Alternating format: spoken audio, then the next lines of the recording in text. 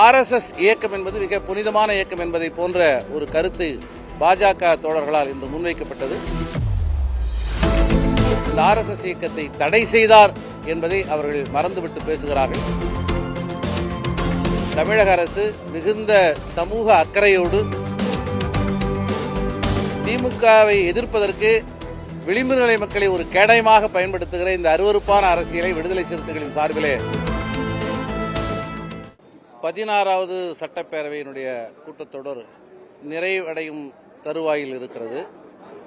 இடைக்கால நிதிநிலை அறிக்கை தாக்கல் செய்யப்பட்டிருக்கிறது.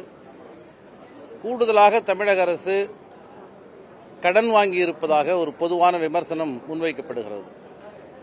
எவ்வளவு கடன் வாங்கப்பட்டிருக்கிறது என்கிற கேள்வியை விட எதற்காக அந்த கடன் வாங்கப்பட்டிருக்கிறது என்று கருதி பார்ப்பது மிக அவசியமானது. அந்த அடிப்படையில் பொறுப்பேற்ற அரசு இந்த 5 ஆண்டு கால ஆட்சி பரப்பில் விளிம்பு நிலை மக்களின் முன்னேற்றத்திற்காக ஏராளமான புதிய திட்டங்களை கொண்டு வந்து சேர்த்திருக்கிறது என்பதை யாரும் மறுத்துவிட முடியாது. ஆகவே ஊதாரித்தனமாக செலவு செய்வதற்காக கடன் வாங்குகிறவர்களும் இருக்கிறார்கள்.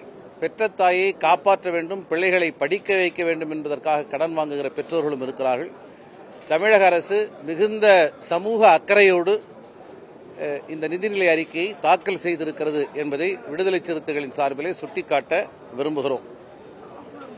கடந்த அதிமுக ஆட்சி காலத்தில் நிறைவேற்றப்படாத மிக முக்கியமான 2 சட்டங்கள் ஆதிதிராவிடர் மற்றும் பழங்குடியின மக்களின் நலனுக்காக இந்த ஆட்சி காலத்தில் நிறைவேற்றப்பட்டிருப்பதை நன்றியோடு நாங்கள் சொல்ல கடமைப்பட்டிருக்கிறோம். மிக குறிப்பாக ஒட்டுமொத்தமான வளர்ச்சிக்கான நிதிநிலை அறிக்கை வெல்ஃபேர் பட்ஜெட் என்கிற அளவில் 1.5 லட்சம் கோடி செலவிடப்படுகிறது. அதில் சற்றேறக்குறைய 30,000 கோடி ஆதிதிராவிடர் மற்றும் பழங்குடி மக்களுடைய குடியிருப்புகளில் நிறைவேற்றப்பட வேண்டும் அந்த திட்டங்கள். இதுகாரும் இவற்றை கண்காணிப்பதற்கான ஒரு சட்டம் உருவாக்கப்படவில்லை. 2024 இதற்கான சட்டம் உருவாக்கப்பட்டிருக்கிறது. கலைஞர் மகளிர் உரிமை தொகை வழங்கப்பட்ட உடனேயே தவறான முறையிலே விமர்சனங்கள் முன்வைக்கப்பட்டு இது ஏதோ ஆதிதிராவிடர் நலநிதியிலே இருந்து எடுத்து வழங்கப்பட்டு விட்டதாக அவதூறுகள் பரப்பப்பட்டன. திமுகவை எதிர்ப்பதற்கு விளிம்பு நிலை மக்களை ஒரு கேடயமாக பயன்படுத்துகிற இந்த அருவருப்பான அரசியலை விடுதலை சிறுத்தைகளின் சார்பிலே வன்மையாக கண்டிக்கிறோம். 75 ஆண்டு கால இந்த பரப்பிலே குறிப்பாக 1974 சிறப்பு உட்கூறு திட்டம் அறிமுகப்படுத்தப்பட்டு 50 ஆண்டு காலம் நிறைவடைகிற இந்த சூழலில் இந்த ஆட்சி காலத்தில்தான் இந்த திட்டத்தை 100 விழுக்காடு நிறைவேற்றுவதற்கான சட்டம் உருவாக்கப்பட்டிருக்கிறது. ஆகவே ₹1 கூட வேறு துறைக்கு மாற்ற முடியாது. ஓராண்டு கேரி ஃபார்வர்ட் செய்யலாம். அந்த அடுத்த ஆண்டிலும் அதை செலவு செய்யவில்லை என்று சொன்னால் நோடல் துறையாக இருக்கிற ஆதிதிராவிடர் மற்றும் பழங்குடியின நலத்துறைக்கு அந்த நிதியை ஒப்பளிக்க வேண்டிய கட்டாயம் செயல்துறைகளுக்கு உருவாகும். ஆகவே இந்த சட்டம் உருவாக்கப்பட்டு இதை கண்காணிப்பதற்கான குழுக்கள் உருவாகி இருக்கின்றன. இந்த அவதூறுகள் தவறானவை என்பதை சுட்டிக்காட்ட கடமைப்பட்டிருக்கிறோம். வரலாற்றில் மிக முக்கியமான முன்னெடுப்பாக மாநிலங்களுக்கான உரிமைகள் குறித்தும் அதற்கேற்ற வகையில்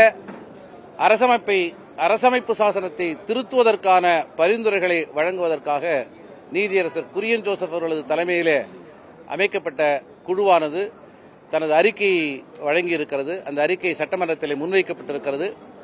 நீட் விலக்கு தொடர்பான சிறப்பு விவாதத்திலே கலந்து கொண்டு விடுதலை சிறுத்தைகள் இந்த கருத்தை வலியுறுத்தினோம். எழுச்சி தமிழர் மரியாதைக்குரிய தலைவர் அண்ணன் திருமாவர்களும் இதை தொடர்ந்து வலியுறுத்தி வந்தார்கள். மாநில உரிமை என்பது ஒரு நிர்வாக ரீதியான உரிமை மாத்திரமல்ல, வேற்றுமையில் ஒற்றுமை என்று சொல்லக்கூடிய தனித்துவமான பண்பாட்டு கூறுகளை கொண்ட பல்வேறு தேசிய இனங்களின் கூட்டரசாக இந்தியா வலிமையாக தலைநிமிர வேண்டும் என்று விரும்புகிற அனைவரது கோரிக்கையாக இந்த கோரிக்கை இருக்கிறது. இந்த தருணத்திலே ஒன்றை சுட்டிக்காட்டுவது விடுதலை சிறுத்தைகளுடைய கடமை. இந்த அரசமைப்பு சாசனத்தை திருத்துகிற அதே சமயத்தில் முதல் அரசமைப்பு சாசன திருத்தத்தின் போது நிகழ்ந்த ஒரு வரலாற்று பிளர்வை நாங்கள் சுட்டிக்காட்ட கடமைப்பட்டிருக்கிறோம். முதல் அரசமைப்பு சாசன திருத்தம் என்பது பிற்படுத்தப்பட்ட மக்களுக்கான இடஒதுக்கீட்டை உறுதி செய்வதற்காக திருத்தப்பட்டது. அந்த சமயத்திலே அரசமைப்பு சாசனத்திற்கு எதிரான ஒரு உளவியல் தமிழகத்திலே உருவானது. அது இன்னொரு வகையிலே புரட்சியாளர் அம்பேத்கருடைய பங்களிப்பை மறுதளிப்பதாக அமைந்தது. ஆகவே பிற்படுத்தப்பட்டோருக்கான இடஒதுக்கீட்டை உறுதி செய்வதற்கான மசோதாவை பாராளுமன்றத்தில் முன்மொழிந்தவர் புரட்சியாளர் அம்பேத்கர். அதற்காக வாதாடியவர் புரட்சியாளர் அம்பேத்கர். அந்த சட்ட திருத்தத்தை உருவாக்கி காட்டியவர் புரட்சியாளர் அம்பேத்கர். அதே அடிப்படையில் தான் இன்று மாநில சுயாட்சி தொடர்பான உரையாடலை நாம் முன்னெடுத்திருக்கிறோம். இந்த அம்சத்திலும் புரட்சியாளர் அம்பேத்கருடைய கருத்து மிக வலிமையாக நமக்கு ஆதரவாக இருக்கிறது.